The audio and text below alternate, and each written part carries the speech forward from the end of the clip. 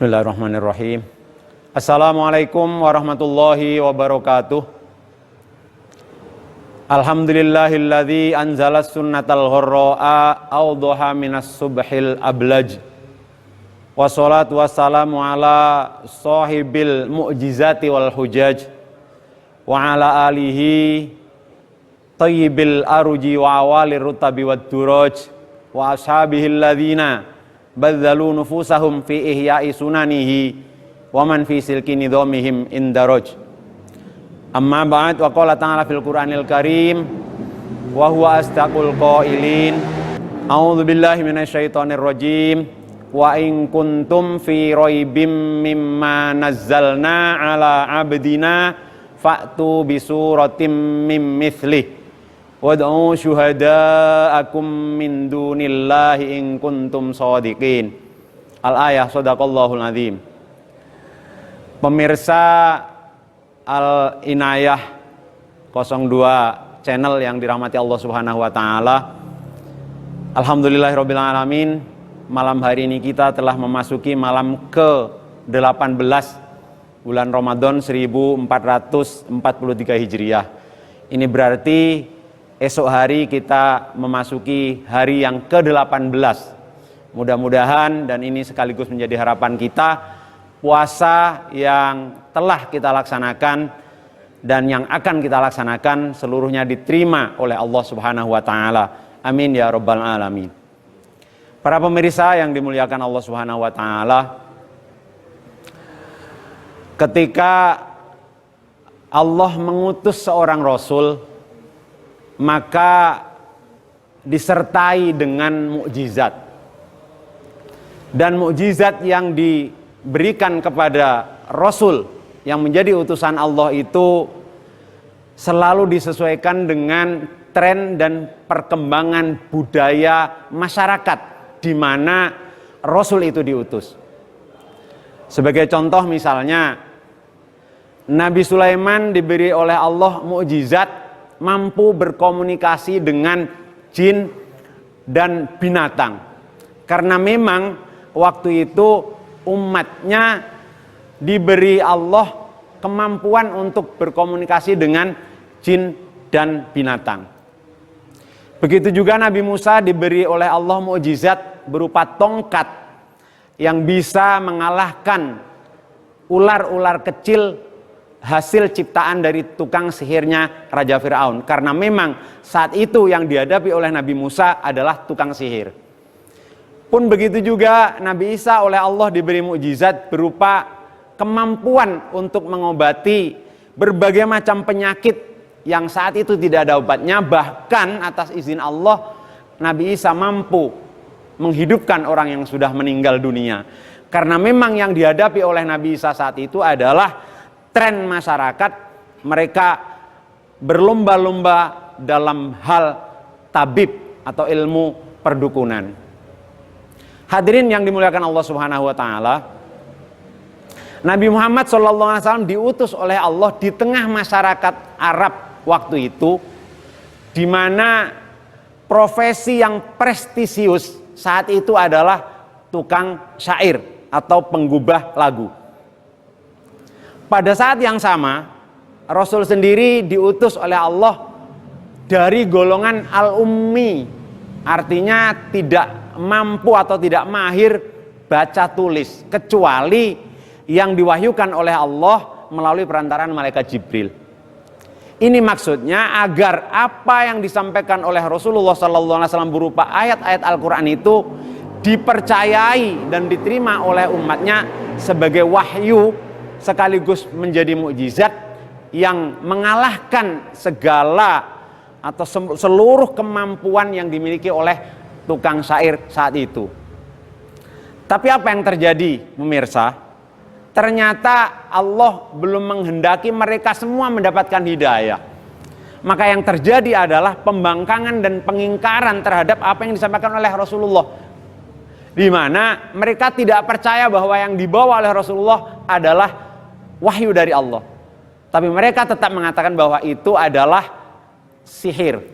Seperti yang dikisahkan di dalam Al-Quran, surah Yunus ayat 2, A'udzubillahi minasyaitonirrajim. Akana linnasi ajaban an auhayna ila rajulim minhum an angzirin nasa wa basyiril mu'minina annalahum qadama sidqin 'inda rabbihim qalal kafiruna inna hadza lasahirum mubin. Tatkala Allah memberikan wahyu kepada Nabi Muhammad SAW, kemudian Nabi membacakan kepada mereka ayat-ayat itu, mereka mengatakan bahwa ini adalah sihir yang nyata. Begitulah seterusnya. Bahkan di dalam ayat lain dijelaskan bahwa apa yang disampaikan oleh Nabi bukan gubahan dari Nabi, juga bukan gubahan dari tukang-tukang syair yang ada di sekitar Nabi. Tetapi mereka tidak beriman. Begitu juga dijelaskan bahwa itu adalah wahyu Allah, bukan ucapan para dukun. Tetapi mereka tetap tidak mau mengingat dan tidak mau ingat bahwa itu adalah wahyu Allah. Hadirin rahimakumullah. Di dalam Al-Quran ada 4 tahapan yang memberikan tantangan kepada siapa saja yang tidak beriman terhadap Al-Quran.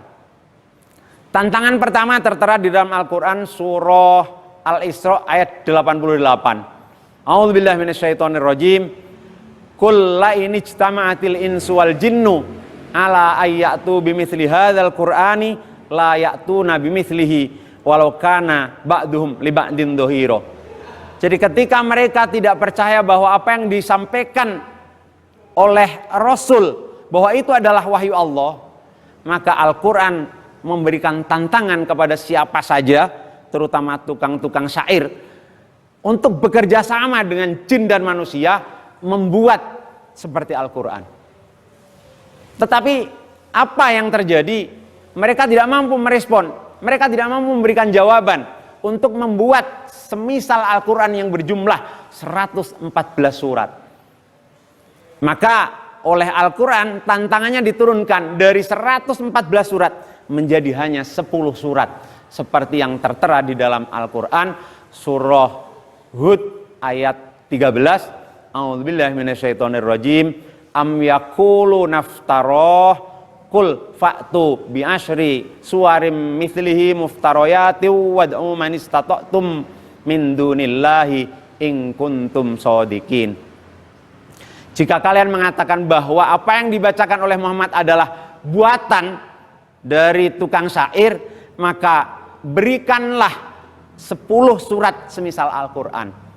Dan silahkan bekerja sama dengan orang-orang yang kalian anggap mampu jika kalian menganggap bahwa klaim atau pengakuan kalian adalah yang benar. Silahkan.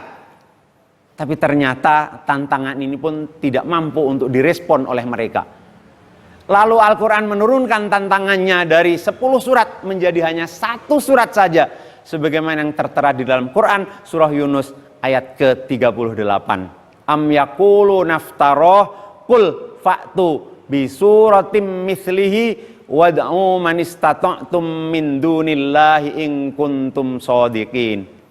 Jika kalian mengatakan bahwa apa yang dibawakan oleh Muhammad adalah buatan dari tukang-tukang syair yang ada di sekitar Muhammad, silahkan kalian membuat 1 surat saja yang semisal dengan ayat-ayat Al-Quran. Dan silahkan panggil seluruh orang-orang yang kalian anggap mampu untuk bekerja sama membuat 1 surat saja semisal Al-Quran. Ternyata tidak bisa, hadirin. Kita lihat di dalam Al-Quran itu selalu ada hubungan sinonimnya, antonimnya, kemudian susunan kalimatnya, susunan bahasanya, nilai-nilai sastranya luar biasa yang memang tidak mampu ditandingi oleh tukang syair sehebat apapun dia. Akhirnya muncul Musailamah Al-Kadzab untuk menandingi Quran surat Al-Qari'ah. Kalau Al-Qari'ah kan jelas itu ya. A'udzubillahi minasyaitonirrajim. Al-Qari'ah, hari kiamat. Mal-Qari'ah, apakah hari kiamat itu?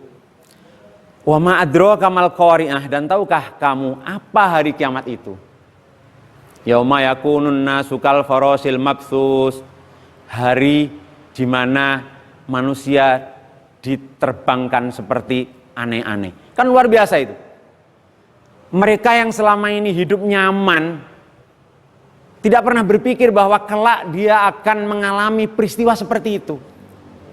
Bagi yang berpikir, dia membayangkan seperti apa peristiwa kiamat itu. Lalu Musailamah Al-Kadzab untuk menandingi surat itu menyusun surat namanya surat Al-Fil. Dia menggubah syairnya, Al-Fil, gajah. Malfil, apakah gajah itu? Wa ma adraka malfil, tahukah kamu apa gajah itu? Ini ya kalimatnya benar, tetapi kan tidak memiliki nilai. Daripada membuat kriteria tentang gajah, ya kalau di sini bisa kita ajak anak-anak kita atau siapapun dia keragunan untuk melihat seperti apa profil gajah itu. Jadi tandingan yang dibuat oleh Musailamah Al-Kadzab tidak punya nilai sama sekali. Di kalangan ahli syair pun itu dianggap tidak ada nilainya. Maka ketika Al-Quran melihat bahwa tidak ada yang mampu merespon untuk membuat satu surat yang semisal Al-Quran pun, maka oleh Al-Quran tantangannya diturunkan dari satu surat yang sama dengan Al-Quran menjadi hanya satu surat yang mirip-mirip saja dengan Al-Quran. Sebagaimana yang tertera di dalam Quran surat Al-Baqarah ayat 23, A'udzubillahi minasyaitonirrajim. Wa in kuntum fi raibim mimma nazzalna ala abdina fa'tu bi suratim mim mithlih. Jadi kalau dalam Quran surat Yunus fa'tu bi suratim mislihi, datangkanlah atau buatlah satu surat yang semisal Al-Quran. Maka dalam surat Al-Baqarah fa'tu bi suratim mim mithlihi. Jadi bedanya ada huruf min di situ. Maka maknanya buatlah satu surat yang mirip saja dengan Al-Quran. Itu bedanya. Dan apa yang terjadi? Tidak ada yang bisa, tidak ada yang mampu untuk membuat satu surat yang mirip dengan Al-Quran. Wad'u syuhada'akum min dunillahi in kuntum shadiqin. Silakan panggil seluruh orang-orang yang mampu diajak bekerja sama membuat satu surat yang mirip dengan Al-Quran.